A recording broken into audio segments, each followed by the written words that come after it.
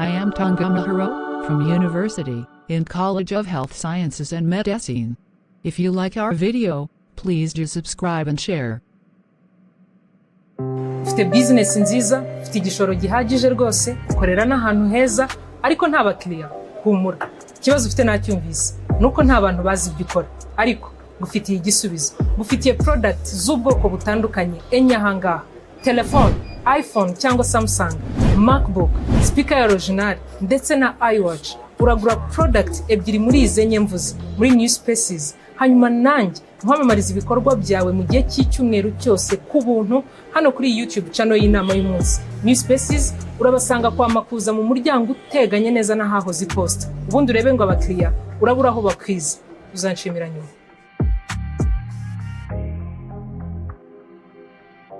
Inama y'umunsi.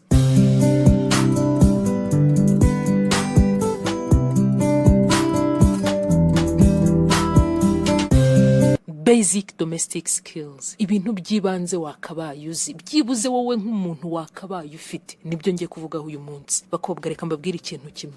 Ibintu bikurura umusore kuri wowe mukidatinga, mukiri muri relationship, sibyo bizamukurura mumaze kubana. Ibi ni nabyo bitera ikibazo gikomeye cyane muri marriage. Iyo mukidatinga, mukiri muri relationship, aragusohokana, arakureba akakubwira ko usa neza, yakunze makeup wakoze, akururwa n'ikanzu wambaye, ariko iyo mumaze kubana ntabwo agusohokana buri munsi. Believe me, of course, aba yarakubonye uko usa nta makeup, aba yarabonye ya maribori yuzuye umubiri wose.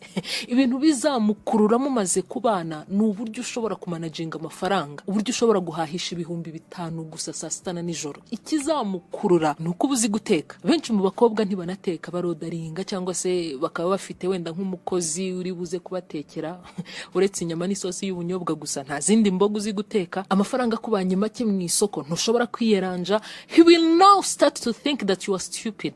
I'm telling you, azatangira kukubona nk'injiji, nk'umuntu uri aho ngaho gusa udasobanutse. Azatangira kugufata nk'umuntu utagira ubwenge. The thing that will trip him when you are still dating are totally not the same thing that will trip him when you are married. I'm telling you, ibi bintu mvuze ubyumve neza. Ibintu bimukurura kuri wowe ubu mukidatinga, mukiri muri relationship, ntabwo ari byo bintu bizamukurura mumaze kubana. Believe me.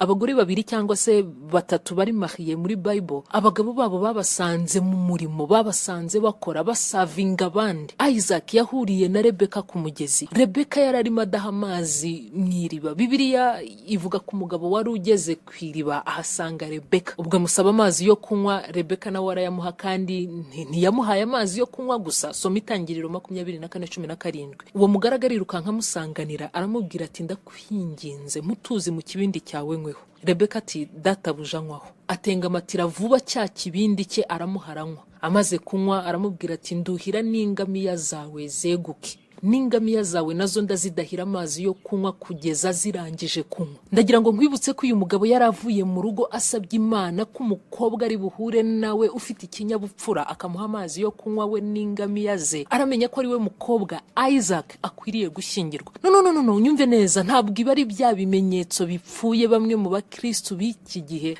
basaba Imana ngo Mana umusore uraza yambaye ishati y'umutuku ndamenya ko ari we. No. Icyo yashakaga uyu mugabo si ikimenyetso nk'icyo ngicyo. No. What he was looking for was character. We yarebaga character, personality, yarebaga imyitwarire, yarebaga umutima, kindness, ubumuntu. Ati umukobwa wese ndahura nawe ufite umutima mwiza, uciye bugufi, ufite ikinyabupfura. Unfortunately, iki ni cyo kintu abakobwa benshi b'iyi minsi badafite. Iyo utari type yabo, yakurebye akabona ntabwo uri umwe mu bahungu yakunda, wowe ntabwo byavamo na gato, aragusuzugura bikakurenga. Ibeshye se umubwire ngo akuvomera amazi yo kunywa, arakubwira ati what?